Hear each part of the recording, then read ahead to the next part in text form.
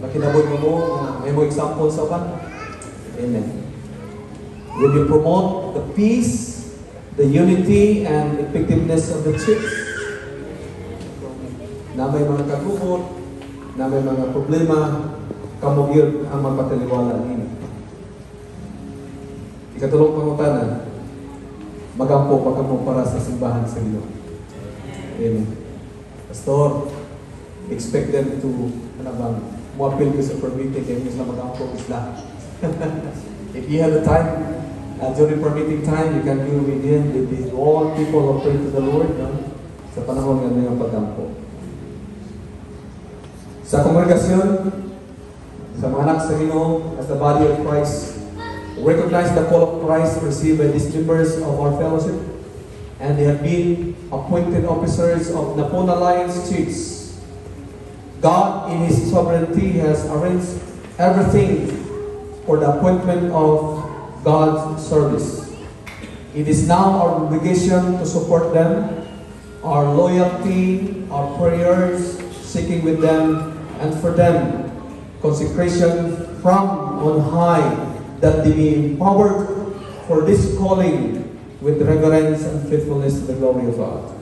To all members of the Paul Alliance Church, to service these officers how na place, usab ba kamo nga di mo cooperate, muampo kanila aron magbalampuson ang buhaton sa Ginoo dinhi imong simbahan. Amen. Salamat sa Ginoo. My friend in the Lord, by the authority vested in me as the Assistant District Supervisor of North Mindanao District and the Minister of the Lord Jesus Christ, I hereby commission you as appointed officers called to the high privilege of leadership in the kingdom of God in this particular place, Napon Alliance Church.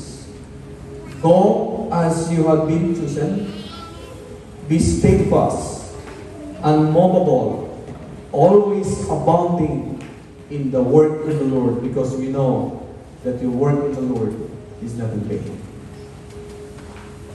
To Him who is able to keep you from falling and preserve your life all day long.